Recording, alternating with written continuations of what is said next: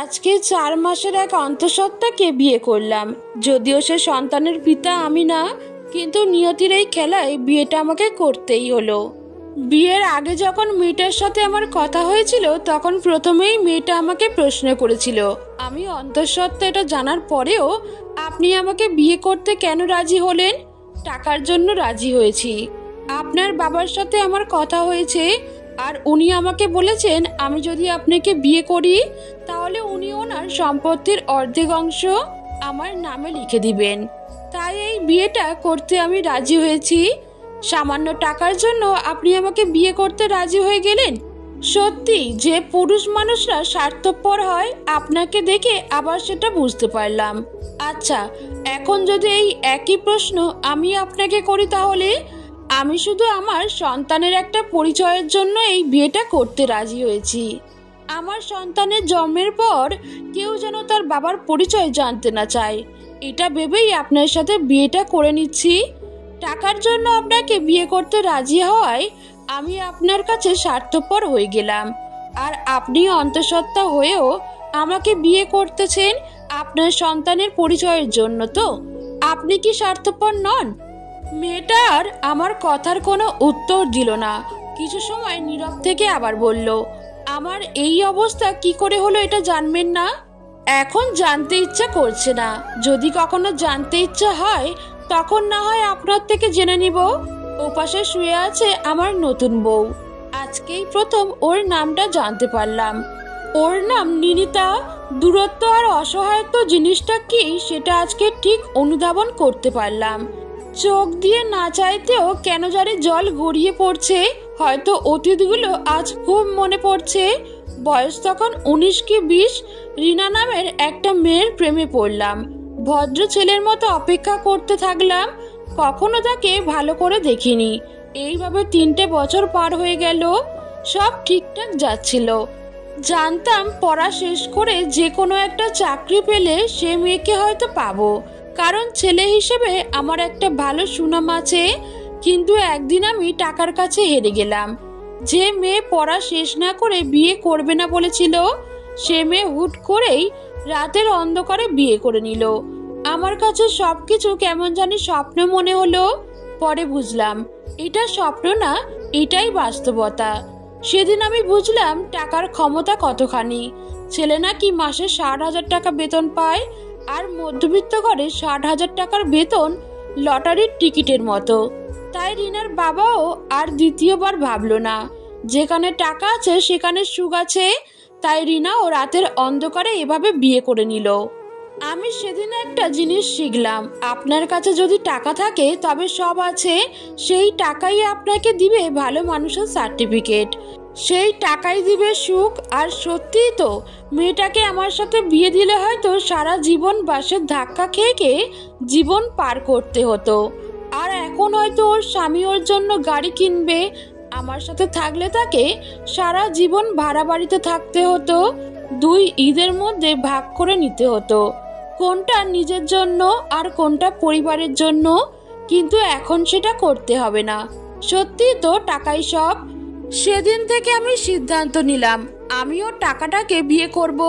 হোক সে মেয়ে কালো বা অন্ধ বা ডিভোর্সি, বড় লোকের মেয়ে হলেই হবে। 2 বছর আগে আমি এই কোম্পানিতে জয়েন করি। আমি যে কোনোদিন নিনিতাকে বিয়ে করব সেটা আমি স্বপ্নেও কখনো ভাবিনি, কারণ স্বপ্নেরও কিছু সীমানা থাকা উচিত। কিন্তু কয়েকদিন আগে হঠাৎ স্যার এসে ওনার মেয়ের সম্পর্কে সবকিছু আমাকে বলল। তারপর বলল এ বিয়ে তোমাকে করতেই হবে, না হলে আমার মান সম্মান কিছুই থাকবে না। প্রয়োজনে উনি কোম্পানির 50% সহ ওনার সম্পত্তির অর্ধেক আমার নামে লিখে দিবে। মনে মনে ভাবলাম এই সুযোগ হয়তো হাতছাড়া করা ঠিক হবে না। আর নিনিতা দেখতেও অনেক সুন্দরী, আর বাচ্চা ওটা ব্যাপার না, নিজের বলে চালিয়ে দিব। ব্যাস হয়ে গেল বিয়ে। কি অদ্ভুত ব্যাপার। কাবিন নামাতে তারিখ 1 বছর আগের। সাক্ষী কাজিন সাহেব, সবাই খুশি। আমার স্যার কাজী সাহেবকে 1 লক্ষ টাকা দিয়ে দিল। উনি খুশি হয়ে চলে গেল। উনি বলল, স্যার আপনি চিন্তা করবেন না, আমি সব ব্যবস্থা করে দিব। এই বিয়ে আজ না, আজ থেকে 1 বছর আগে এই তারিখে হয়েছে। এই হচ্ছে টাকার ক্ষমতা, নিয়ম। শুধু গরিবের সময় গরিবের মেয়ে পালিয়ে গেলে সেটা মানুষ বলে রহিমের মেয়ে বাড়ি থেকে পালিয়েছে, আর বড়লোকের মেয়ে পালিয়ে গেলে বলে আরে বন্ধুর সাথে কক্সবাজারে ঘুরতে গেছিল। টাকা থাকলে সব নিয়মকানুন পকেটে চলে যায়।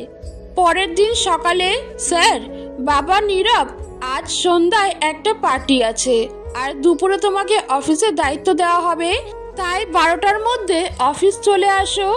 আমি, জি আচ্ছা। বিয়ে হওয়ার পরে এখনো পর্যন্ত আমি নিনিতার সাথে একবারও কথা বলেছি কিনা ঠিক মনে পড়ছে না। বড়লোক বাবার মেয়েদের প্রতি আমার ধারণা আগে থেকেই ভালো না। হয়তো ছবি আর খবর দেখে এই মনোভাব, আর নিনিতাকে দেখে সে ভাবনা যেন 100% সত্যি হয়ে গেল। যাক, আমার এসব ভেবে লাভ নাই। আমার টাকা চাই, আমি সেটা পেয়ে গেছি। দুপুরে অফিস গেলাম, আমাকে নতুন এমডি করা হলো। আমি, একটা কথা বলবো? স্যার, হ্যাঁ বলো বাবা। আমি, আমার বেতন কত? স্যার, তুমি হয়তো বুঝোনি, আজ থেকে আমার কোম্পানির 50% মালিক তুমি নিজে, আর প্রতি মাসে সেই কোম্পানি থেকে যা লাভ আসবে তার অর্ধেকটা তোমার। আমি, এই পদের বেতন কত? স্যার, আগের জনকে আমি 4,50,000 টাকা দিতাম। আমি, আমাকেও তাই দিবেন, আর কোম্পানির যে লাভ হবে সেটা কোম্পানিতেই থাক। সন্ধ্যায় স্থানীয় এক বড় কমিউনিটি সেন্টারে আমাদের বিয়ের অনুষ্ঠান করা হলো। সবাই জানালো আমরা 1 বছর আগে পালিয়ে বিয়ে করি। কিছুদিন হলো আমার শ্বশুর জানতে পারে, তাই আজকে অনুষ্ঠান। হাজার হলেও একমাত্র মেয়ে বলে কথা। শ্বশুর 1 কোটি টাকার একটা নতুন গাড়ি আমাকে উপহার দিল, সাথে থাকার জন্য একটা বাড়িও দিল। বিয়ের অনুষ্ঠান শেষে আমি নিনিতাকে নিয়ে নতুন বাড়িতে উঠলাম। মাস 2 পরের কথা, সন্ধ্যায় হঠাৎ করে নিনিতা মাথা ঘুরে পড়ে গেল। আমি খবর পেয়ে অফিস থেকে সোজা হাসপাতাল গেলাম। ডাক্তার আমাকে বলল যে নিয়মিত না খাওয়ার কারণে সে অনেক দুর্বল হয়ে গেছে, তার উপর সে সবসময় চুপচাপ থাকে। সত্যি তো, এই 2 মাসে আমার মনে পড়ে না যে ঠিক মতো প্রয়োজন ছাড়া তার সাথে 2 মিনিট কথা বলেছি কিনা। অথচ আমি সেই ছেলে যাকে বড় ভাইয়ারা বউ পাগল বলতো, কারণ আমি ওদের বলতাম বিয়ে করে বউকে সময় দেন, টাকা না দিতে পারেন ভালোবাসা দেন, সময় দেন। সত্যি মানুষ পরিবর্তনশীল, তাই তো আমিও এই রকম হয়ে গেছি। নিনিতাকে নিয়ে আমি হাসপাতাল থেকে বের হলাম। ড্রাইভারকে আমি আগে ছেড়ে দিয়েছিলাম, তাই গাড়িটা আমি চালাচ্ছিলাম। রাস্তার একপাশে থামলাম। জায়গাটা আমার খুব পরিচিত, কারণ 10 বছর আগে একবার যখন একটা ট্রেনিংয়ের জন্য ঢাকা এসেছিলাম, তখন স্বপ্ন অন্যরকম ছিল।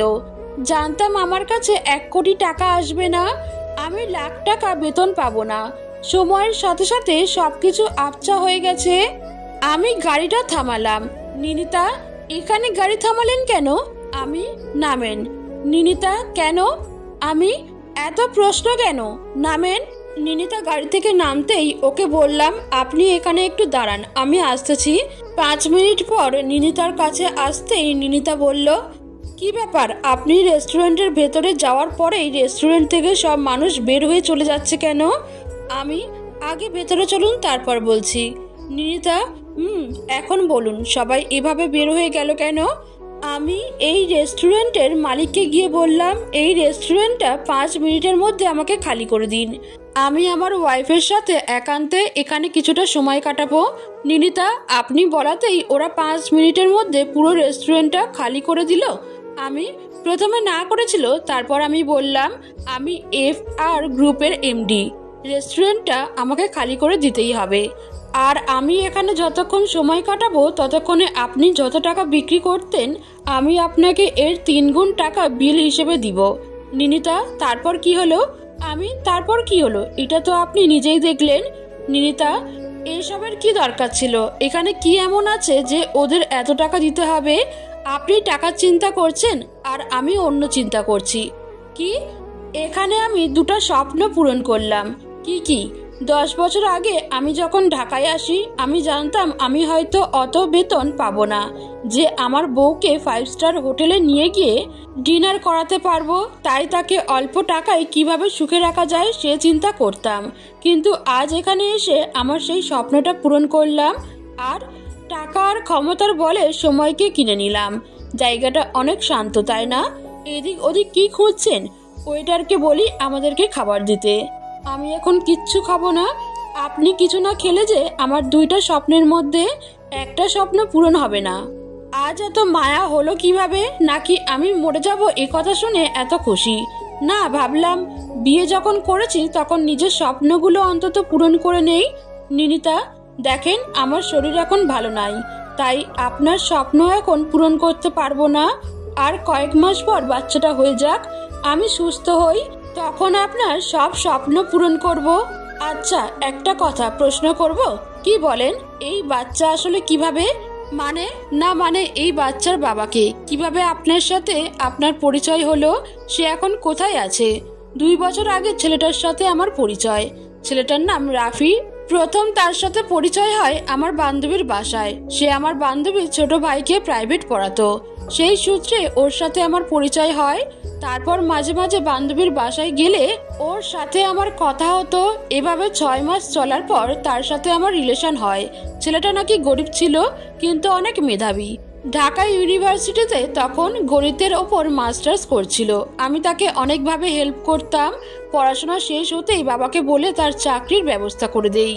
তার চাকরি হয়ে যাওয়ার কিছুদিন পর সে একদিন আমাদের বাড়ি আসলো। সেদিন বাসায় কেউ ছিল না, আর রাতেও আসবে না। আব্বু আম্মু, সেদিন রাতে কি থেকে কি হয়ে গেল বুঝলাম না। আমি এসব করতে চাইনি, কিন্তু সে বলল আমার তো এখন চাকরি হয়েই গেছে, আর কিছুদিন পরেই তোমার বাবার সাথে আমাদের বিয়ের ব্যাপারে কথা বলবো। আমি ওকে অনেক ভালোবাসতাম, তাই ওর কথা ফেলতে পারিনি সেদিনের ঘটনার মাসখানেক পর একদিন রাফিনকে দেখলাম একটা মেয়ের সাথে রিকশায় করে কোথায় যেন যাচ্ছে। প্রথমে ভাবলাম এটা হয়তো ওর কোনো কাজিন, কিন্তু না, পরে খোঁজ নিয়ে জানতে পারলাম ওটা ছিল রাফির বিবাহিত বউ। 2 বছর আগেই রাফি এই বিয়েটা করেছিল। এটা আমি কিছুতেই মানতে পারলাম না। আমি যার এত উপকার করতাম, যাকে এত বিশ্বাস করলাম, সে যে আমাকে এইভাবে ধোঁকা দিবে কখনো ভাবিনি। সে আমাকে একটুও ভালোবাসেনি, সে শুধু আমাকে ব্যবহার করেছে। সেটা কোনো ব্যাপার না, কিন্তু আমার এই রকম ক্ষতি করলো কেন? 2 মাস পর জানতে পারলাম যে আমি প্রেগনেন্ট। আমি তাকে অনেকবার ফোন করলাম, কিন্তু সেই নাম্বার বন্ধ। আমার আব্বুও খোঁজ নিল। আব্বুর এক বন্ধু তার সাথে দেখা করলে সে বলে সে আমাকে ছুঁয়েও দেখেনি। এই বাচ্চার বাবা সে না, সে আমার শুধু বন্ধু ছিল, আর এখনো তাই আছে। আমি তো এই শুনে অজ্ঞান হয়ে গেছিলাম। আমি আত্মহত্যাও করতে চেয়েছিলাম, কিন্তু আমি বেঁচে যাই। তখন জোর করে আপনার সাথে আমার বিয়ে দেয়। আপনিও তো শুধু আমাদের টাকা দেখে আমাকে বিয়ে করেন। আচ্ছা, একজনকে মন থেকে ভালোবাসা কি পাপ? আমার বাবার অনেক টাকা, এটা কি আমার জন্য অভিশাপ? আমি কি ভালোবাসা পাবার যোগ্য না? নিনিতাকে কিছু বলতে পারিনি, শুধু চোখ দুটো মুছলাম। এতদিন শুধু আমি আমার কষ্টটাকে অনেক বড় মনে করতাম, কিন্তু ওর গল্প শুনে মনে হলো আমার কষ্ট ওর সামনে ছোট্ট একটা আঁচড় মাত্র। এটা ভেবে আরো খারাপ লাগলো। মেয়েটা পাহাড় পরিমাণ কষ্ট নিয়ে একটা লোভী মানুষের সাথে সংসার করে যাচ্ছে। এই পৃথিবীতে প্রতিটা মানুষেরই আলাদা কিছু গল্প থাকে, যা হয়তো আমাদের অনেকেরই জানা থাকে না।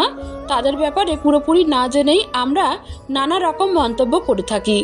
নিনিতার ক্ষেত্রেও তাই হয়েছে। এতদিন নিনিতার প্রতি আমার অন্যরকম ধারণা ছিল, কিন্তু ওর থেকে ওর জীবনের বাস্তবতা শুনে ওর প্রতি থাকা আমার ভুল ধারণাগুলি ভেঙে গেল।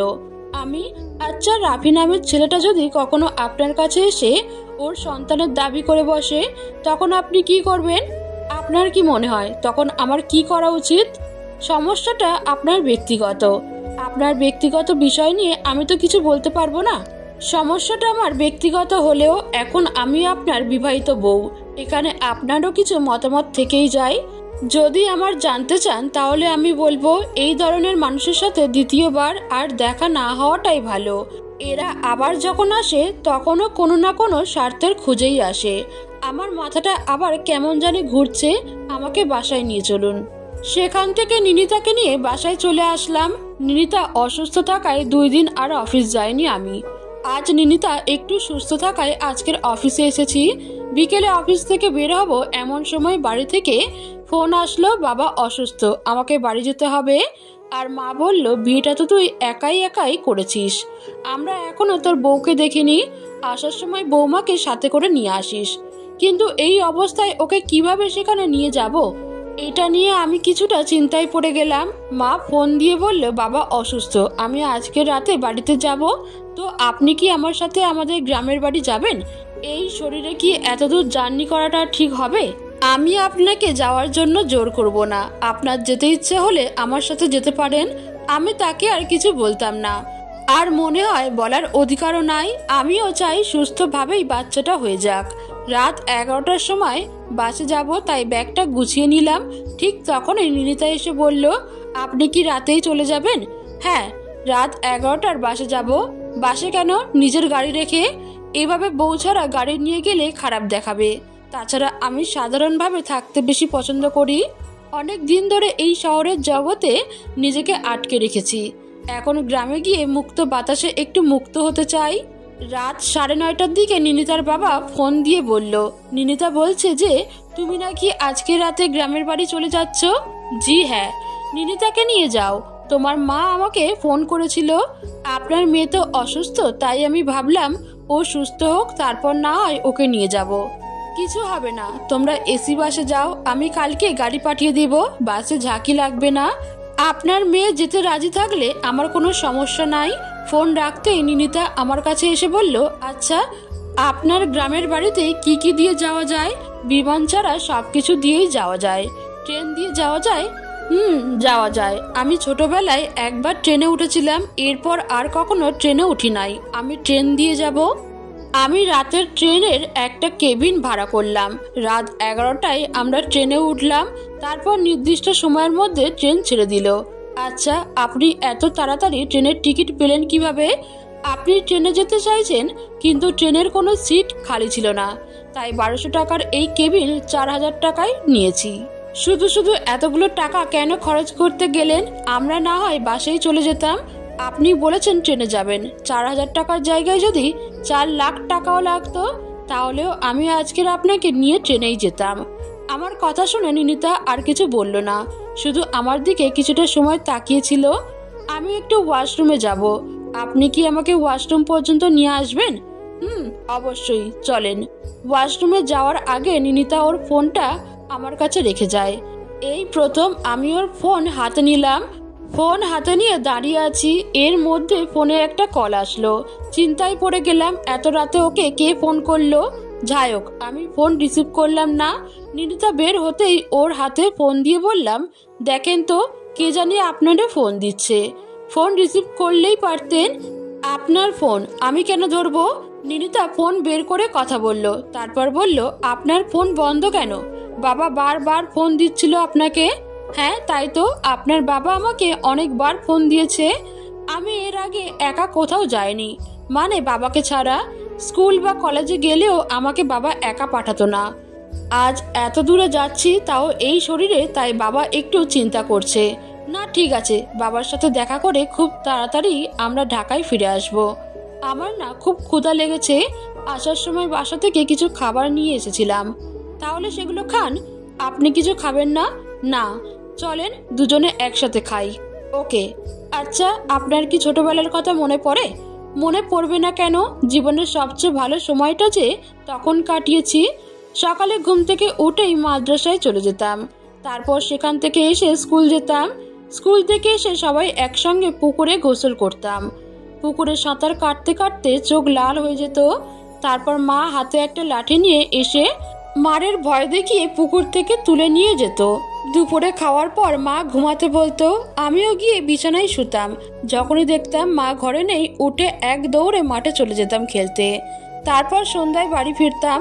মা তখন বকাবকি করে পড়তে বসতো। কিছুক্ষণ পড়ার পরেই ঘুমে চোখ বন্ধ হয়ে আসতো। মায়ের ধমক শুনে চোখ খুলে আবার পড়তাম। একটু পরেই আবার চোখ বন্ধ হয়ে যেত।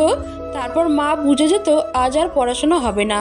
তখন রাতের খাবার খাইয়ে ঘুম পাড়িয়ে দিত, আর আমিও ঘুমের দেশে চলে যেতাম। এভাবেই আমার শৈশব কেটেছে। তারপর যখন আস্তে আস্তে বড় হয়ে ক্লাস 8-এ উঠলাম, তখনই এক মেয়ের প্রেমে পড়ে গেলাম। ছোটকালের প্রেম খুব ইন্টারেস্টিং তো। তারপর কি হলো, মেয়েটা শহর থেকে এসে গ্রামে আমাদের স্কুলে ভর্তি হলো। ওকে দেখে আমার খুব ভালো লেগে যায়। তারপর আর কি, পড়ে গেলাম ওর প্রেমে। যে আমি সপ্তাহে 6 দিনের মধ্যে 3 দিন স্কুলে যেতাম, সেই আমি তখন নিয়মিত স্কুলে যেতাম মেয়েটাকে দেখার জন্য। আর এদিকে আমার মা কি খুশি, এখন আর আমাকে জোর করে স্কুল পাঠাতে হয় না। কিন্তু মা তো আর আমার ভেতরের খবরটা জানতো না, আমি যে এখন কেন প্রত্যেক দিন স্কুলে যাই। তারপর কি হলো, তারপর আর কি, দেখতে দেখতে চলে গেল 2 বছর। এসএসসি পরীক্ষা শেষ হতেই মেয়েটা চলে গেল শহরে। মেয়েটাকে আর কিছু বলা হলো না। আরে আগে বলে দিতেই পারতেন, তখন কি আর এত কিছু বুঝতাম নাকি? ওকে দূর থেকে দেখতাম, তাতেই ভালো লাগতো। তাহলে এটাই কি ছিল আপনার প্রথম প্রেম? প্রেম আর হলো কই, কিছুই তো বলতে পারিনি মেয়েটাকে। এরপরেও আরো একটা মেয়েকে আমার ভালো লেগেছিল আবার। তো সেটার কি হলো? গ্রাম থেকে এসএসসি দেওয়ার পর তখন আমি শহরের একটা কলেজে ভর্তি হয়েছি। বাড়ি থেকে যেতে আসতে বেশি সময় লাগতো, তাই কলেজের কাছেই একটা বাসা ভাড়া নিলাম থাকার জন্য। প্রতিদিন কলেজে যাওয়ার সময় আমার সাথে একটা মেয়েও কলেজে যেত, আবার কলেজ থেকে আসার সময় ওই মেয়েটা আমার সাথেই আসতো। এভাবে কয়েকদিন যাওয়ার পর হঠাৎ একদিন সাহস করে মেয়েটার সাথে কথা বললাম। মেয়েটাও ভালোভাবেই আমার সাথে কথা বলল। তারপর থেকে মেয়েটার সাথে কথা বলতে বলতে কলেজে যেতাম, আবার কথা বলতে বলতে কলেজ থেকে বাসায় আসতাম। এভাবে চলে গেল 3-4 মাস। এই 3-4 মাসে মেয়েটার সাথে কত কথাই না বলেছি। তারপর একটা সময় আমি বুঝতে পারলাম আমি মেয়েটার প্রেমে পড়ে গেছি। আর মেয়েটা আমার সাথে যেভাবে কথা বলতো, আমার কেন জানি মনে হতো মেয়েটাও আমাকে পছন্দ করে। সিদ্ধান্ত নিলাম মেয়েটাকে আমার ভালোবাসার কথা বলবো, কিন্তু কোনোভাবেই তা বলতে পারতেছিলাম না। বাসা থেকে বের হওয়ার সময় মনে মনে বলি, আজকে যে করেই হোক মেয়েটাকে আমার ভালোবাসার কথা বলবোই বলবো। কিন্তু মেয়েটার সামনে কিছু বলতে গেলেই আমার কাঁপাকাঁপি শুরু হয়ে যায়। কিছুতেই যেন কিছুই হচ্ছিল না। তারপর হঠাৎ মনে পড়ল, সামনেই তো 14ই ফেব্রুয়ারি, সেদিন তো ভালোবাসা দিবস। সেদিনেই না হয় আমি আমার ভালোবাসার কথা মেয়েটাকে জানাবো। এর মধ্যেই আমার এক বন্ধু একদিন বিকালবেলা এসে বলল, চল নদীর পাড় থেকে ঘুরে আসি। নদীর পাড়ে বসে থাকতে আমার খুব ভালো লাগে, তাই আর না করতে পারলাম না, ওর সাথে ঘুরতে চলে গেলাম। নদীর পাড় দিয়ে হাঁটতে হাঁটতে চোখ পড়ল একটা মেয়ে আর একটা ছেলের উপর। তারা ছাতার নিচে বসে আছে। আমার আর বুঝতে বাকি রইল না তাদের দুজনের মধ্যে সম্পর্কটা ঠিক কী ধরনের। তখন এই ধরনের প্রেমিক প্রেমিকা দেখলে আমার মাথায় প্রায়ই একটা প্রশ্ন ঘুরপাক খেত, রোদ নাই বৃষ্টি নাই, তাও ওরা কেন ছাতার নিচে বসে থাকে? যাই হোক, এখন আর এই প্রশ্নটা মাথায় আর আসে না। তখন এত কিছু বুঝতাম না, তাই হয়তো এই ধরনের প্রশ্ন মাথায় আসতো। হাঁটতে হাঁটতে যতই মেয়েটার কাছে যাচ্ছিলাম, মেয়েটাকে কেমন জানি চেনা চেনা মনে হচ্ছিল। আরো কাছে যাওয়ার পর যা দেখলাম তার জন্য আমি মোটেও প্রস্তুত ছিলাম না। এই দৃশ্য দেখার পর প্রেম না করেও সেদিন ছোটখাটো একটা ছেঁকা খেয়েছিলাম। আমার কথা শেষ না হতেই নিনিতা বিকট শব্দে হাসা শুরু করলো। ওর হাসি যেন কিছুতেই থামছিল না। এই প্রথম ওকে এভাবে হাসতে দেখলাম। নিনিতাকে হাসতে যে এত সুন্দর দেখতে লাগে, এটা কি মেয়েটা জানে? কি জানি, হয়তো সে তা জানে না। তারপর কি এখানেই আপনার প্রেমের সমাপ্তি ঘটলো? আরে না, এর পরেও আরো একটা আছে। এখন তো আপনাকে আমার সন্দেহ হচ্ছে। আচ্ছা, আপনি কি এখনো কারোর সাথে প্রেম টেম করেন? কি যে বলেন, কারোর সাথে সম্পর্ক থাকলে কি আর আপনাকে বিয়ে করি? তাও ঠিক। এখন আপনার পরের প্রেম কাহিনী শুরু করেন। 3টার মধ্যে 2টাই যখন বললেন, তাহলে এটা আর বাকি থাকবে কেন? এইচএসসি পরীক্ষা আমি ভালো রেজাল্ট করেছিলাম, আর এসএসসিতে রেজাল্ট ভালোই ছিল। সেই সুবাদে ভালো একটা ভার্সিটিতে ভর্তি হওয়ার সুযোগ পাই। আমার বয়স তখন 19 কি 20। আমাদের গ্রামের পাশের গ্রামে রিনা নামের একটা মেয়ের সাথে আমার পরিচয় হয়। আগের বারের মতো এবারেও প্রথম দেখায় প্রেমে পড়লাম, আর ভদ্র ছেলের মতো অপেক্ষা করতে থাকলাম। কখনো তাকে সেভাবে খুব কাছ থেকে দেখা হয়নি, ফোনের মাধ্যমেই আমাদের মধ্যে কথা হতো। আর এইভাবেই 3টা বছর পার হয়ে গেল। সবকিছুই ঠিকঠাক যাচ্ছিল। জানতাম পড়া শেষ করে যে কোনো একটা চাকরি পেলে সে মেয়েকে হয়তো পাবো, কারণ ছেলে হিসেবে আমার একটা ভালো সুনাম আছে এলাকায়। আর এটা ভেবেই পড়াশোনায় মনোযোগ দিলাম। কিন্তু একদিন আমি টাকার কাছে হেরে গেলাম। যে মেয়ে আমাকে বলতো পড়া শেষ না করে বিয়ে করবে না, সে মেয়ে হুট করেই রাতের অন্ধকারে বিয়ে করে নিল। আর এটা আমি জানতেই পারলাম না। যখন আমি এটা জানলাম তখন আমার কাছে সবকিছু কেমন জানি স্বপ্ন মনে হলো। পরে বুঝলাম এটা স্বপ্ন না, এটাই বাস্তবতা। এই বাস্তবতাকে ঘিরেই হয়তো বেঁচে থাকতে হবে আমাকে। সেদিন আমি বুঝেছিলাম টাকার ক্ষমতা কতখানি। ছেলে নাকি মাসে 60,000 টাকার বেতন পায়, আর মধ্যবিত্ত ঘরে 60,000 টাকার বেতন লটারির টিকিটের মতো। তাই রিনার বাবাও দ্বিতীয়বার ভাবলো না, যেখানে টাকা আছে সেখানেই সুখ আছে। তাই রিনাও রাতের অন্ধকারে এইভাবে বিয়ে করে নিল। এই চরম বাস্তবতা থেকেই সেদিন শিক্ষা নিয়েছিলাম, জীবনে বিয়ে করলে টাকাকেই বিয়ে। পড়াশোনা শেষ করে চাকরির জন্য অনেক ঘোরাঘুরি করেছি, কিন্তু কোথাও একটা চাকরি পাইনি। তারপর অনেক কষ্টে, সততা আর মেধার জোরে আপনাদের অফিসে চাকরিটা আমি পাই। চাকরির প্রথম দিন থেকেই আপনার বাবা আমাকে অনেক সাপোর্ট করতেন, আর ওনার থেকে আমি অনেক ভালোবাসাও পেয়েছি। এরপর একদিন আপনার বাবা আমাকে ডেকে সব ঘটনা খুলে বললেন, আর বললেন এই বিয়েটা তুমি না করলে আমার মান সম্মান সব শেষ হয়ে যাবে। তারপরের ঘটনা তো আপনি সব জানেনই। আপনার বলা আগের ঘটনাগুলো শুনে আমার প্রচুর হাসি পেয়েছিল, কিন্তু এবার তার উল্টোটা হলো। আপনার কথাগুলো শুনে খুব খারাপ লাগলো। এগুলো এখন শুধুই অতীত, এগুলি এখন আর মনে করি না। আচ্ছা, আপনাদের বাড়িতে যেতে আর কতটা সময় লাগবে? এই তো পরের স্টেশনেই আমরা নামবো, তারপর সেখান থেকে একটা রিক্সা নিয়ে সোজা বাড়ি চলে যাব। আমরা চলে এসেছি, আমরা কি এখানেই নেমে যাব? আমি নিনিতাকে নিয়ে ট্রেন থেকে নেমে গেলাম। এখনো ভালো করে ভোরের আলো ফোটেনি, হালকা অন্ধকার রয়ে গেছে। এখন কিভাবে যাব ওটাই তো ভাবতেছি। আর কত দূর যেতে হবে? বেশি না, আরো 1 কিমির মতো যেতে হবে। রিক্সা নিয়ে নিন। হ্যাঁ, কিন্তু রাস্তা অনেক খারাপ। আর এই শরীরে এভাবে রিক্সায় করে যেতে পারবেন? মনে হয় পারবো। এই ভাই, যাবেন? কোথায় যাবেন স্যার? এই তো সামনের হরিশপুরের বাজারের কাছে সরকার বাড়িতে যাব ভাই। তবে আসার সময় ফাঁকা আসতে হবে তো, তাই ভাড়াটা একটু বাড়িয়ে দিয়েন। বাড়িয়েই দিব, চলেন। আমি ব্যাগ নিয়ে রিক্সাতে উঠলাম। অর্ধেক রাস্তা যাওয়ার পর নিনিতা বলল রাস্তার ঝাঁকুনির ফলে ওর পেটে ব্যথা করছে, ও আর রিক্সায় করে যাবে না। আমি রিক্সা থেকে নেমে গেলাম। সামনে তাকিয়ে দেখি রাস্তার অবস্থা আরো বেশি খারাপ। আমি রিক্সা থেকে নামতেই নিনিতাও নেমে গেল। চলেন, আমরা বাকি রাস্তাটুকু হেঁটেই যাই। আমি আর এইভাবে যেতে পারবো না। আমি রিক্সাওয়ালাকে বললাম আপনি ব্যাগ নিয়ে চলে যান, আমরা হেঁটে আসছি। অবশেষে হেঁটেই 10 মিনিট পর বাড়ি গেলাম। বাড়িতে গিয়ে মা বাবার সাথে দেখা হলো। নিনিতাকে আমার সাথে দেখে মা বাবা দুজনেই ভীষণ খুশি হয়েছে। আমি নিনিতাকে বললাম আপনি একটু রেস্ট নিতে থাকুন, আমি একটু বাজারের দিকে যাচ্ছি। বাজারে এসে এলাকার এক বড় ভাইকে নিয়ে চেয়ারম্যান সাহেবের কাছে গেলাম। সম্পর্কে উনি আমাদের চাচা। আসসালামু আলাইকুম। চাচা কেমন আছেন? হ্যাঁ বাবা, ভালো। ঢাকা থেকে কখন আসলে? একটু আগেই এসেছি। আপনার কাছে এলাম একটা অভিযোগ নিয়ে। কি অভিযোগ বাবা? আমাদের রাস্তাটার এই অবস্থা কেন? গত 2 বছরে রাস্তার কোনো কাজ হয়নি। রাস্তায় এত বড় বড় গর্ত তৈরি হয়েছে, এটা মেরামত করছেন না কেন? আমি কি করব বাবা? এমপি সাহেবকে কতবার বললাম, এই বাজেটেও মনে হয় হবে না। তার মানে আপনি কোনো উপকার করতে পারবেন না? বাবা, এই রাস্তা পুনরায় মেরামত করতে প্রায় 15 লক্ষ টাকা খরচ হবে। আমার একার পক্ষে সেটা সম্ভব না। যদি আমি সেই রাস্তা তৈরি করে দেই, কি বলো? হ্যাঁ, তবে একটা শর্ত আছে। রাজনৈতিক কোনো ঝামেলায় যেন আমাকে পড়তে না হয়। আমি এক্ষুনি এমপি সাহেবের সাথে কথা বলছি।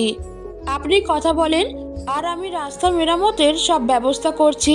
তারপর আমি কিছু বাজার করে বাড়ি আসলাম। বাড়িতে আসতেই নিনিতা জিজ্ঞেস করলো কোথায় গেছিলেন?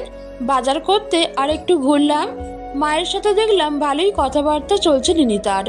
আর মায়ের মুখেও শুধু নিনিতা আর নিনিতা। আর এদিকে আমার মায়ের একটা মাত্র ছেলে আমি। এতদিন পরে বাড়িতে এসেছি, এই ব্যাপারে আমার মায়ের কোনো খেয়ালই নেই। এখন নিজেকেই নিজেদের বাড়িতে কেমন জানি অসহায় অসহায় লাগছে। বিকেলে চেয়ারম্যান সাহেব আমাদের বাড়িতে আসলো। বাবা সুমন, বাড়িতে আছো? জি চাচা, আসেন, ভেতরে আসেন। এই নাও বাবা এমপি সাহেবের অনুমতিপত্র, আর এটা আমার অনুমতিপত্র। আর এই 3 জনের সাথে কথা বলে নাও, এরা তোমাকে তোমার চাহিদা মাফিক যা চাইবা তাই দিবে। ধন্যবাদ চাচা। আচ্ছা, এই রাস্তা করতে কয়দিন লাগতে পারে? তাড়াতাড়ি করতে চাইলে 1 সপ্তাহ সময় লাগতে পারে। কিন্তু আমার কাছে যে এত সময় নেই। আমি বাড়িতে 3 দিন থাকবো, আর এই 3 দিনের মধ্যেই কাজটা শেষ করতে হবে। বাবা, এত তাড়াতাড়ি কিভাবে সম্ভব? টাকা থাকলে চাচা সবকিছুই সম্ভব। প্রয়োজনে দ্বিগুণ লোক নিয়োগ করতে হবে। তোমার যেভাবে সুবিধা হয় সেভাবেই কাজটা করো। চেয়ারম্যান চাচা চলে গেছে, আর এদিকে আমিও কাজের অর্ডার দিয়ে দিয়েছি। তারা কাল থেকেই কাজ শুরু করবে, আর যেভাবেই হোক 3 দিনের মধ্যে তারা কাজটা শেষ করবে বলে আমাকে জানিয়েছে। পরের দিন সকালবেলা ঘুমিয়েছিলাম, নিনিতা এসে ঘুম থেকে ডেকে বলল, বাড়িতে অনেক মানুষ এসে জড়ো হয়েছে, তারা আপনার সাথে দেখা করতে চায়। ওকে, আমি গিয়ে দেখি কারা আসছে। বাইরে এসে দেখি আমার স্কুলের সব স্যারেরা এসেছে। আমি সব স্যারদের একসাথে দেখে একটু অবাকই হয়েছি। স্যারদের সালাম দিয়ে ভেতরের রুমে নিয়ে বসতে দিলাম। তারপর স্যাররা বলল, আমরা শুনলাম তুমি নাকি আমাদের রাস্তাটা নতুন করে মেরামত করে দিচ্ছ, তাই আমরা সব স্যাররা মিলে একটা আবদার নিয়ে তোমার কাছে এসেছি। কি আবদার বলেন? আমাদের স্কুলের সামনের যে খালি জায়গাটা ছিল সেটা এতদিন আমরা স্কুলের মাঠ হিসেবে ব্যবহার করে এসেছি, কিন্তু এই জায়গার মালিক জায়গাটা বিক্রি করে দিবে। আমাদের স্কুলের যেহেতু নিজস্ব কোনো মাঠ নাই, তাই আমরা চাইছিলাম এই জায়গাটা স্কুলের জন্য কিনে মাঠ হিসেবে ব্যবহার করতে। এই ব্যাপারে আমার থেকে কি ধরনের সহযোগিতা চান আপনারা? আমাদের স্কুলের ফান্ডে যে টাকা আছে তা দিয়ে জায়গাটা কিনা সম্ভব না। এখন তুমি যদি আমাদের পাশে থেকে আমাদের একটু সহযোগিতা করতে তাহলে আমাদের খুব উপকার হতো। জায়গাটার মূল্য কত? জায়গার মালিক বলছে যদি স্কুল জায়গাটা নেয় সেক্ষেত্রে 10 লক্ষ টাকায় জায়গাটা তিনি দিয়ে দিবেন। আপনারা ওনার সাথে কথা বলুন। আর হ্যাঁ, 10 লক্ষ টাকার পুরো টাকাটাই আমি দিতে চাই। তুমি আমাদের অনেক উপকার করলে বাবা। আজ তাহলে আমরা আসি। আমাদের বাসায় সকালের নাস্তা করে তারপর যাবেন। অন্য একদিন এসে না হয় খেয়ে যাব। আজকে স্কুলে একটু কাজ আছে, তাই আজ যেতে হবে। স্যারেরা চলে যেতেই মা এসে বলল, তুই এখানে এসে আবার কি শুরু করলি বলতো? তেমন কিছু না মা, রাস্তাটা ঠিক করতেছি। আর স্কুলের জন্য জায়গা কিনে দিচ্ছি। আজকে থেকে রাস্তার কাজ শুরু হয়েছে। কাজ ভালোভাবেই হচ্ছে। দেখে মনে হচ্ছে 3 দিনের মধ্যে পুরো কাজ শেষ হয়ে যাবে। এর মধ্যেই নিনিতার বাবা ফোন নিয়ে জানতে চেয়েছে আমরা কবে ঢাকায় ফিরবো। ওনাকে জানিয়ে দিয়েছি কালকের বিকেলে আমরা ঢাকায় ফিরবো। সন্ধ্যায় এলাকার কয়েকজন এসে বলল তারা কালকের রাস্তা উদ্বোধনের জন্য একটা অনুষ্ঠানের আয়োজন করেছে, সেখানে আমাকে আর নিনিতাকে যেতে হবে। এর মধ্যেই তারা জেনে গেছে নিনিতার জন্য রাস্তাটা মেরামত হয়েছে, তাই তারা চাচ্ছে নিনিতাই কাল রাস্তাটা উদ্বোধন করুক। এই প্রস্তাব শুনে আমারও খুব ভালো লেগেছে। পরের দিন সকালবেলা আমরা রাস্তা উদ্বোধন করতে গেছি। নিনিতাকে দেখে মনে হচ্ছে ও আজকের অনেক খুশি। ওর হাসি মাখা মুখ দেখে আমারও খুব ভালো লাগছে। বিকেলবেলা বাড়ি থেকে বিদায় নিয়ে যখন ওই রাস্তা দিয়ে রিকশায় করে যাচ্ছিলাম, তখন নিনিতা বারবার আমার দিকে তাকাচ্ছিল। ঢাকায় এসেই আবার ব্যস্ততার আবরণে বন্দী হয়ে গেলাম।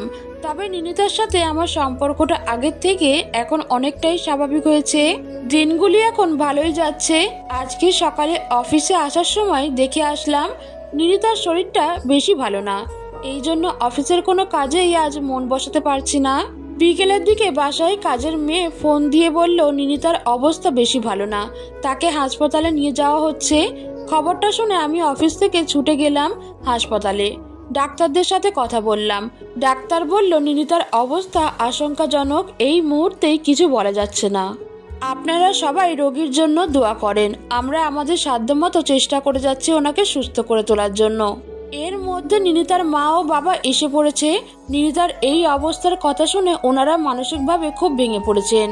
রাত 10টার দিকে ডাক্তার এসে জানালো আপনাদের কন্যা সন্তান হয়েছে, আর নিনিতার জ্ঞান এখনো ফেরেনি। জ্ঞান ফিরলে আপনাদের জানানো হবে। কন্যা সন্তানের পিতা হয়েছে, এই কথাটা শোনার পর মনের মধ্যে একটা অন্যরকম অনুভূতি হলো।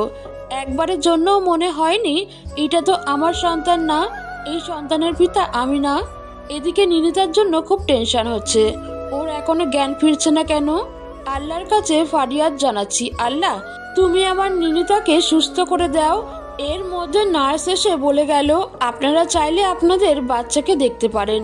নিনিতার মা বাবাকে বললাম চলেন আমরা বাচ্চাকে দেখে আসি, কিন্তু ওনারা এই বাচ্চাকে দেখতে যেতে আগ্রহী না। আমি ওনাদেরকে বললাম আমার কাছে তো একেবারের জন্যও মনে হচ্ছে না এটা আমার মেয়ে না। আমার কাছে মনে হচ্ছে এটা আমাদেরই মেয়ে। তাহলে আপনারা কেন আমার মেয়েকে দেখবেন না? আমার কথা শুনে নিনিতার বাবা মা কেঁদে দিলেন। তারপর ওনাদের নিয়েই আমি আমার মেয়েকে দেখতে গেলাম। আমাদের মেয়েটা দেখতে একদম ওর মায়ের মতো হয়েছে। প্রথমে আমি কোলে নিলাম, তারপর নিনিতার বাবা মাও কোলে নিলেন। অবশেষে সকাল 10টায় নিনিতার জ্ঞান ফিরল। জ্ঞান ফেরার পর থেকেই আমাদেরকে দেখতে চাচ্ছে। আমি আমাদের মেয়েকে কোলে নিয়ে নিনিতার সাথে দেখা করতে গেলাম। নিনিতাকে দেখে মনে হচ্ছে ও আমার কোলে বাচ্চা দেখে একটু অবাকই হয়েছে। আমি ওর কাছে গিয়ে বললাম, দেখেন আমাদের মেয়ে দেখতে ঠিক আপনার মতোই হয়েছে। নিনিতা এখন আগের থেকে অনেকটা সুস্থ হওয়ায় ডাক্তার হাসপাতাল থেকে বাসায় চলে যাওয়ার অনুমতি দিয়েছেন। বাসায় আসার পর এখন নিনিতা অনেকটাই সুস্থ। আর এদিকে আমরা আমাদের মেয়ের একটা নাম ঠিক করলাম। নিনিতার পছন্দের মেয়ের নাম রাখা হলো প্রীতি। এই নামটা আমারও খুব পছন্দ হয়েছে। আমাদের মেয়ে একটু একটু করে বড় হচ্ছে আর মেয়ের প্রতি আমার টানটা একটু একটু করে বেড়েই যাচ্ছে। এখন আমি প্রায়ই অফিস ফাঁকি দেই আমার মেয়ের জন্য। ওর সাথে সময় কাটাতে আমার খুব ভালো লাগে। আর এদিকে নিনিতার সাথে আমার সম্পর্কটা আর 10টা সম্পর্কের মতো হলেও ডাকটা আপনি থেকে তুমিতে চলে এসেছে। আমি তার কাছে কখনোই স্ত্রীর অধিকার চাইনি। আমার ইচ্ছা নিনিতা যেদিন নিজে থেকে আমাকে স্ত্রীর অধিকার দিবে সেদিনই আমার অধিকার আমি বুঝে নিব, তার আগে নয়। প্রীতির বয়স এখন 1.5 বছর। কয়েকদিন ধরে আমার মেয়ে আদো আদো গলায় আমাকে বাবা বাবা বলে ডাকছে। ওর মুখে বাবা ডাক শুনলে নিমিষের মধ্যেই আমার জমে থাকা সব অপূর্ণতা যেন পূর্ণতা পেয়ে যায়। একদিন অফিস থেকে ফেরার পর বাকিটা সময় আমি আমার মেয়ের সাথেই কাটাই। আমাদের বাবা মেয়ের খুনসুটি দেখে নিনিতা মুগ্ধ হয়ে তাকিয়ে থাকে। নিনিতা আমার থেকে হয়তো কখনো এটা প্রত্যাশাই করেনি, আর তাই হয়তো এভাবে তাকিয়ে থাকে। দিনগুলো যেন আমাদের খুব ভালোই যাচ্ছিল, কিন্তু এর মধ্যে আবার নতুন করে একটা সমস্যা দেখা দিল। অফিসের একটা কাজে 15 দিনের জন্য দেশের বাইরে গিয়েছিলাম। সেখান থেকে ফেরার পর থেকে নিনিতাকে আমার কাছে একটু অন্যরকম লাগছিল। প্রয়োজনের থেকে বেশি কথা বলে না আর সারাক্ষণ কেমন জানি চুপচাপ থাকে।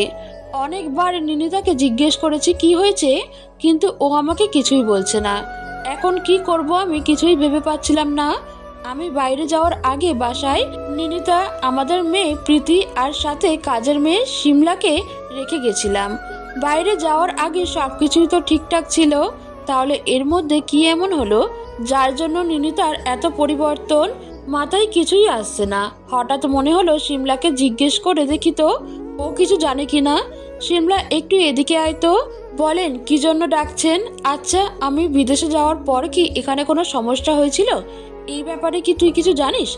আমার কথা শুনে শিমলা কেমন জানি চুপ হয়ে গেল, কোনো কথা বলছে না। কি হলো, কিছু বলছিস না যে? আপনি চলে যাওয়ার 2 দিন পর বাসায় একটা লোক আসছিল, আর ওনার সাথে ম্যাডামের অনেক ঝগড়া হয়েছিল সেদিন। কে আসছিল আর ঝগড়াই বা হয়েছিল কেন? আমি তো ওনারে চিনি না, আর কোনোদিন ওনারে দেখিও নাই। এই বাসায় আসতে সেদিনই ওনারে প্রথম দেখলাম। আর কি নিয়ে ঝগড়া হয়েছিল এটা আমি সঠিকভাবে কইতে পারুম না। তাই আমার মনে হয় আমাদের প্রীতি মামনির নিয়ে কিছু একটা কথা হচ্ছিল দুজনের মধ্যে। কি কথা হয়েছিল কিছু মনে আছে তোর? আমার মনে হয় ওই লোকটা আমাদের প্রীতি মামনিরে নিয়ে যেতে আসছিল। শিমলার কথা শুনে আমি খুব চিন্তায় পড়ে গেলাম। কে আসছিল সেদিন আর আমাদের মেয়েকে নিতে চায় কেন? এসব প্রশ্নের কোনো উত্তর আমি খুঁজে পাচ্ছিলাম না। আর এদিকে নিনিতাও আমাকে কিছুই বলছে না।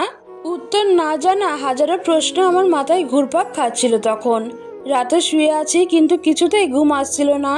নিনিতার দিকে তাকালাম, ওকে দেখে মনে হলো সেও এখনো ঘুমায়নি। এর মধ্যেই নিনিতার ফোনটা বেজে উঠল। নিনিতা ফোন নিয়ে বারান্দায় চলে গেল, সাথে আমিও গেলাম ওর পেছন পেছন। নিনিতা বারান্দায় দাঁড়িয়ে কথা বলছিল। ওর সব কথা আমি শুনতে পেলেও অপর প্রান্ত থেকে কি বলছিল এটা আমি শুনতে পাইনি। তবে নিনিতার কথাগুলো শুনে যা মনে হলো, কেউ একজন আমাদের মেয়েকে নিয়ে যেতে চায়, কিন্তু সেটা কে এটা কিছুতেই খুঁজে পাচ্ছিলাম না। ফোনে কথা বলা শেষ হতেই নিনিতার কান্নার আওয়াজ আমার কানে ভেসে আসলো। মনে হচ্ছে মেয়েটা কান্না করছে। খুব ইচ্ছা করছিল তখন ওর কাছে গিয়ে ওর চোখের জল মুছে দিয়ে জিজ্ঞেস করি, কি হয়েছে আমাকে বলো। কিন্তু কেন জানি তার কাছে আমার যাওয়া হলো না। তারপর সিদ্ধান্ত নিলাম যে করেই হোক নিনিতার কষ্টের কারণ আমাকে খুঁজে বের করতেই হবে। পরের দিন সকালবেলা ঘুম থেকে উঠে দেখি নিনিতা পাশে নেই, ওর ফোনটা এখানেই পড়ে আছে। আমি ফোনটা হাতে নিয়ে কাল রাতে নিনিতাকে যে নাম্বার থেকে ফোন করেছিল ওই নাম্বারটা আমার ফোনে নেই। তারপর অফিসে গিয়ে ওই নাম্বারে ফোন দিয়ে জানতে পারলাম এটা রাফি। রাফি নামটা শোনার পর রাফিকে চিনতে আমার একটুও সময় লাগলো না। তারপর আমি ওকে বললাম, আমি নিনিতার স্বামী, আমি আপনার সাথে একটু দেখা করতে চাই। উনি না করলেন না, আমার সাথে দেখা করতে উনি রাজি হয়েছেন। তারপর আমি বললাম, আপনার সাথে সময় থাকলে আমি আপনার সাথেই আজকেই দেখা করতে চাই। উনি বললেন, তাহলে বিকাল 4টায় এই ঠিকানায় চলে আসুন। 4টায় একটু আগেই আমি সেই ঠিকানাতে চলে গেলাম। কিছুটা সময় পরে রাফি এসে জিজ্ঞেস করলো, আপনি কি নিনিতার স্বামী? আমি নিনিতার স্বামী। তো আমার সাথে দেখা করার কারণ কি জানতে পারি? হ্যাঁ, অবশ্যই। আপনি আমাদের সুখের সংসারটা কেন ভাঙতে চাইছেন? আমি তো আপনাদের সংসার ভাঙতে চাই না। আমার মেয়েকে আমার কাছে ফিরিয়ে দিন, তাহলে আমি আর কখনো আপনাদের ধারে কাছেও আসবো না। আপনার মেয়ে? কে আপনার মেয়ে? কেন, নিনিতার বিয়ের আগে আপনি জানতেন যে নিনিতা অন্তঃসত্ত্বা ছিল? অন্তঃসত্ত্বা ছিল জানতাম, আর হ্যাঁ, জেনেই বিয়েটা করেছি। তো কি, ও আমার সন্তান। এখন আমার সন্তান আমাকে ফিরিয়ে দিন। প্রীতিকে নিজের সন্তান বলে দাবি করতে আপনার লজ্জা করে না? মেয়েটা যখন অসহায় অবস্থায় আপনার কাছে গিয়েছিল তখন আপনি ওকে বলেছেন আপনি নাকি ওকে স্পর্শই করেননি। তাহলে এখন কিসের ভিত্তিতে প্রীতিকে নিজের সন্তান দাবি করছেন? তখন এটা বলা ছাড়া আমার কিছুই করার ছিল না। বাহ, ভালো বলেছেন। নিজে বিবাহিত হওয়া সত্ত্বেও একটা মেয়ের সাথে সম্পর্কে জড়িয়ে পড়লেন আর মেয়েটার সাথে শারীরিক সম্পর্ক স্থাপন করলেন, আর এখন আসছেন ওই সম্পর্কের ফসল নিতে। একটা বার কি ভেবে দেখেছেন, যখন স্বার্থপরের মতো নিজের স্বার্থ হাসিল করে মেয়েটাকে ছেড়ে চলে গেছিলেন, সেই মুহূর্তে মেয়েটার বেঁচে থাকাটা কতটা কষ্টকর ছিল? শুনেছি আপনি নাকি সে সময় টাকার জন্য নিনিতাকে বিয়ে করেছিলেন। তো আপনার মুখে কি নীতি কথা শোভা পায়? হ্যাঁ, আমি টাকার জন্য সেদিন নিনিতাকে বিয়ে করেছিলাম ঠিকই, কিন্তু টাকার থেকে সম্পর্কটার গুরুত্ব আমার কাছে কম ছিল না। আর হ্যাঁ, একটা সময় বুঝলাম টাকার থেকেও সম্পর্কগুলির গুরুত্ব অনেক বেশি। আপনি একটা মেয়েকে মাছ নদীতে ফেলে চলে গেছিলেন, কিন্তু আমি সেখান থেকে মেয়েটাকে তীরে এনে একটা নতুন জীবন দিয়েছি, আর আপনি আবার মেয়েটাকে নদীতে ফেলে দিতে চাইছেন। কি করব বলেন? বিয়ের 6 বছর হতে চললো, কিন্তু এখনো আমি সন্তানের মুখ দেখতে পারিনি। একটা সন্তানের জন্য কত জায়গাতেই না গিয়েছি, কিন্তু একটা সন্তানের মুখ আর দেখা হলো না। সেদিন যখন রাস্তায় নিনিতার কোলে বাচ্চাটাকে দেখার পর খোঁজ নিয়ে জানতে পারলাম নিনিতা বাচ্চাটাকে নষ্ট করেনি, আর ওই বাচ্চাটাই আমার। তখন আর নিজেকে দূরে রাখতে পারলাম না, বুকটা হা করে উঠল। ছুটে চলে গেলাম নিনিতার কাছে, যাতে আমার সন্তান আমাকে ফিরিয়ে দেয়। কিন্তু আজ বুঝলাম এই সন্তান শুধু আমি জন্ম দিয়েছি, এই সন্তানের বাবা হওয়ার কোনো যোগ্যতাই আমার নেই, আর কোনোদিন সেই যোগ্যতা আমার হবেও না। এই সন্তানের যোগ্য পিতা আপনি।